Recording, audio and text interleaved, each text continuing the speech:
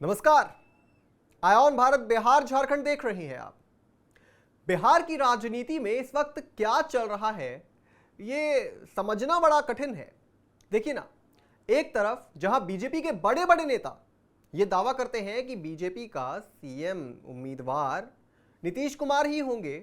बड़े बड़े नेता कहते हैं, ऐसा नहीं है कि भाई कोई छोटे मोटे नेता, सम्राट चौधरी उप मुख्यमंत्री हैं, वो ये बात कहते हैं। नित्यानंद राय केंद्रीय मंत्री हैं, बिहार आते हैं तो वो ये बात कहते हैं। बहुत बड़ी बात है ये। लेकिन फिर भी नीतीश कुमार दिल्ली में रहने के बावजूद नीति आयोग की बैठक में शामिल नहीं होते। अब भाई नीतीश कुमार कुछ करते हैं इस तरीके का काम तो जाहिर सी बात है विपक्ष को जो है निशाना साधने का मौका मिल जाता है।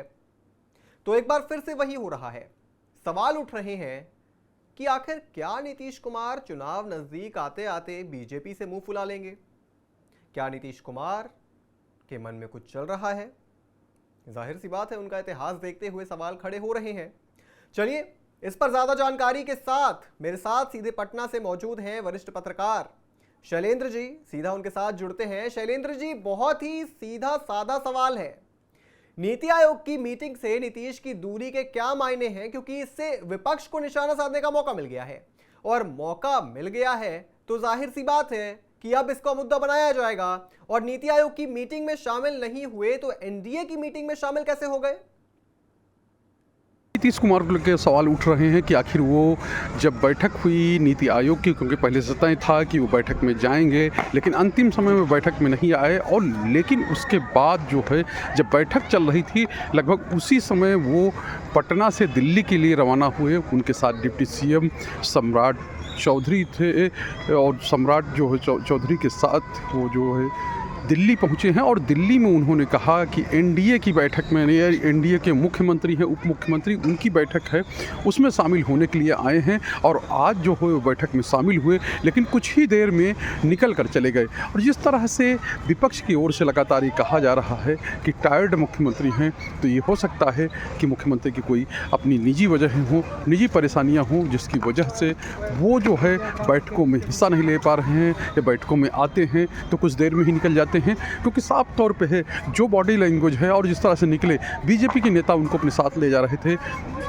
तो आप देख सकते हैं कि नीतीश कुमार का बॉडी लैंग्वेज क्या है और किस तरह से वो जो है इन बैठकों में शामिल हो रहे हैं। और बैठकों में शामिल होने का मतलब ये है कि साफ तौर पे कि एनडीए के बड़े एलाई हैं। अगर कहें कि दिल्ली की सरकार उनके दम पे चल रही है तो इतनी असंयुक्त नहीं होगी, क्योंकि उनका और चंद्रबाबू नायडू का जो समर्थन है वो विशेष है। और इस सब के बीच में क्योंकि मामला दो पार्टियों के बीच का है, गठबंधन का है, तो ऐसे में बहुत चीज़ें गठबंधन में कहें कि जब आरजेडी के साथ रहते हैं तो आरजेडी वैसे चलती है, और बीजेपी के साथ रहते हैं तब बीजेपी वैसे चलती है। तो इसमें बहुत कुछ चीज़ें निकल कर सामने नहीं आ रही। लेकिन ये तो तय है कि जो नीति आयोग की बैठक में नहीं आए, जहां पर 2047 का खाका खींचा जा रहा था, प्रधानमंत्री उसमें थे, लेकिन इस बैठक में भी आए जो एनडीए की बैठक में, तो उसमें भी कुछ ही देर तक रहे, उसके बाद मुख्यमंत्री निकल गए। लेकिन शैलेंद्र जी, नीतीश कुमार का नीति आयोग की बैठक में शामिल ना होना ये भी एक जो है चर्चा को जन्म देता है कि क्या नीतीश कुमार किसी दुविधा में है? मतलब क्या चुनाव इतने नजदीक होने के बावजूद उन्हें किसी बात की शंका है कि ऐन मौके पर उनके साथ बीजेपी कोई खेल कर सकती है? नीतीश कुमार अब कोई खेल करेंगे ऐसी संभावना लगती नहीं है, क्योंकि जिस तरह की उनकी स्थिति है, जिस तरह के हालात हैं, और बिहार की राजनीति जिस तरह से चल रही है, कहें कि केंद्र में उनका मंत्री है, और जो एक तरह से कहा जाए कि बीजेपी के समर्थक नेता माने जाते हैं वो अभी जेडीयू के की पोस्ट पर हैं। तो ऐसे में नीतीश कुमार और नीतीश कुमार के स्वास्थ्य को लेकर भी बात हो रही, तो कोई ये पलटी मारेंगे या फिर से कहीं आएंगे जाएंगे ऐसी संभावना नहीं लगती है। लेकिन राजनीति है, राजनीति में कभी भी कुछ हो सकता है। लेकिन अगर ओवरऑल देखा जाए तो साफ तौर पर है नीतीश कुमार बार बार ये कहते रहे हैं कि अब 2 बार गलती हो गई, तीसरी बार गलती नहीं करेंगे। और ये उन्होंने हर मंच से दोहराया है।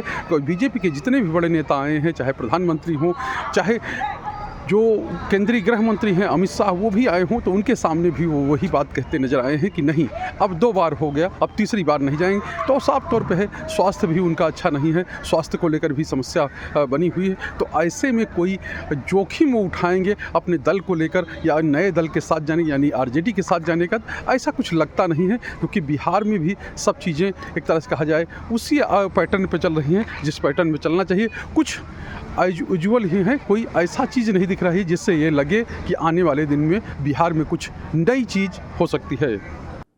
शैलेंद्र जी, लेकिन सवाल यह भी खड़ा होता है कि एनडीए की बैठक में नीतीश की क्या भूमिका है? क्या पिछले चुनाव के नतीजे देखने के बावजूद बिहार में नीतीश को खुली छूट दी जाएगी?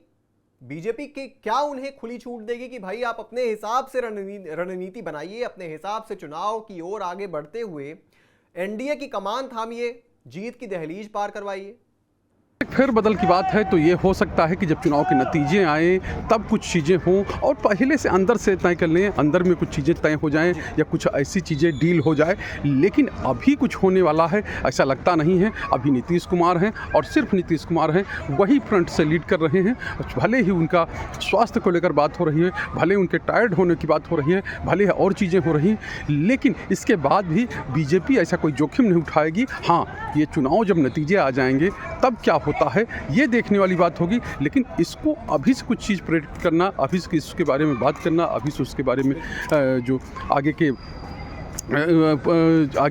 चर्चा करना, ये जल्दबाजी होगी। और साफ तौर पे हैं गठबंधन हैं, दल हैं और स्वास्थ्य को लेकर या जो भी चीज़ें चल रही हैं उनको लेकर अब आपस में बातचीत तो होती ही होगी, क्योंकि अभी सीटों का ऐलान नहीं हुआ है। ये कहा जा रहा है अंदर खाने में सीटें तय हो गई हैं और चीज़ें हो गई हैं। तो ऐसे में ये सब चीज़ें हैं वो धीरे धीरे सामने आएंगी। और वो भी बात जो बात आप कह रहे हैं कि सीधी बात होनी चाहिए, तो सीधी बात यही है कि राजनीति में कोई चीज़ सीधी नहीं होती है। राजनीति में जब सामने आता है तभी आता है। हाँ, उसके आहट मिलने लगती है, यानी कि दर्द कहीं और होती है, दवा कहीं और दी जाती है, बात कहीं और होती है, बात कहीं और कही जाती है। तो ऐसे में अभी कुछ ऐसा चल नहीं रहा, लेकिन कुछ होगा तो ज़रूर ही सामने आएगा। लेकिन शैलेंद्र जी, सवाल तो खड़े होंगे ना, एनडीए के नेताओं के बार बार ये कहने के बावजूद कि नीतीश ही सीएम का चेहरा होंगे, क्या कोई बड़ा फेरबदल हमें देखने को मिलेगा आने वाले चुनाव से पहले? में नीतीश कुमार एनडीए की मजबूरी यानी कि बीजेपी की मजबूरी है, और बीजेपी चाहकर भी उनका कुछ नहीं कर सकती जब तक कि जेडीयू या कहें कि उससे इस तरह की बातें नहीं हो पाए कि एक रेपो नहीं गठित हो जाए। लेकिन जेडीयू के नेता साफ तौर पे कह रहे हैं 2025 से 30 फिर से नीतीश यानी नीतीश कुमार ही हमारे नेता रहेंगे, नीतीश कुमार के नेतृत्व में ही चुनाव लड़ा जाएगा। और ये बात बीजेपी के नेता भी कह रहे हैं। तो ऐसे में कोई बड़ा परिवर्तन होने जा रहा, कोई बड़ी चीज़ होने जा रही ये लगता नहीं है। और नीतीश कुमार साफ तौर पर है कि इतने दिन से लगभग 20 साल से नेतृत्व करते आए हैं, 20 साल से गठबंधन को चलाते आए हैं। अगर बीच का कुछ समय छोड़ दिया जाए जीतन राम मांझी का, तो उसके अलावा नीतीश कुमार के हाथ में ही सत्ता रही और नीतीश कुमार के नाम पर ही ये चुनाव लड़ने बीजेपी जा रही है, यानी एनडीए जा रहा है। और एनडीए इसीलिए नीतीश कुमार चाहे बैठकों में आते हैं या नहीं आते हैं उसको लेकर सब खामोश रहते हैं। और साफ तौर पे है कि एक अंडरस्टैंडिंग जो गठबंधन है उसके अंदर है और उस अंडरस्टैंडिंग के तहत ही आगे का काम हो रहा है। तो ऐसे में नीतीश कुमार का कोई विकल्प है, नीतीश कुमार का कोई स्थान लेगा, ये अभी कहना जल्दबाजी होगी। लेकिन पार्टियां हैं वो अंदर, उनके अंदर क्या चल रहा है, अंदर खाने में क्या चीज़ें चल रही हैं, ये किसी को नहीं मालूम होता। लेकिन जब कोई चीज़ सामने आती है, कोई चीज़ें होती हैं, तभी ये होगा। लेकिन अभी अगर देखा जाए राजनीतिक रूप से तो अभी ऐसा कोई जोखिम बीजेपी नहीं लेना चाहेगी। देखिए, सवाल उठना लाजमी है। नीतीश कुमार जब आरजेडी से नाराज चल रहे थे, जब मुंह फुला लिया था उन्होंने, तो तेजस्वी के साथ बगल में खड़े होने से भी कतराते थे। इशारों में मीडिया को संकेत देते थे कि भाई हम नाराज हो चुके हैं। तो अब जब यही चीज एक बार फिर वो बीजेपी के साथ कर रही हैं, तो जाहिर सी बात है कि आरजेडी जो उनके इस बर्ताव से वाकिफ है, अंदरूनी तौर पर आपस में चर्चा जरूर कर रही होगी, रणनीति भी बना रही होगी। और ये तो कहना लाजमी है कि नीतीश कुमार जो है बीजेपी से नाराज चल रहे हैं, क्योंकि इससे जनता के बीच में भी एक मैसेज जाएगा कि बिहार की जो सरकार है वो स्थिर नहीं है और आने वाले चुनाव के बाद हो सकता है नीतीश बाबू एक बार फिर से पलटी मार जाएं। तो ये संकेत जो है वो जाएगा जनता तक, अगर इस मुद्दे को भुनाने में सफल रहती है आरजेडी। खैर, इस पूरी चर्चा में जुड़ने के लिए हमारे साथ बहुत बहुत शुक्रिया आपका शैलेंद्र जी। इस पूरी चर्चा पर आप क्या सोचते हैं दोस्तों, कमेंट बॉक्स में जरूर लिखते जाइएगा। बिहार झारखंड से जुड़ी तमाम बड़ी खबरों को देखने के लिए आप जुड़े रहें आया ऑन भारत बिहार झारखंड के साथ।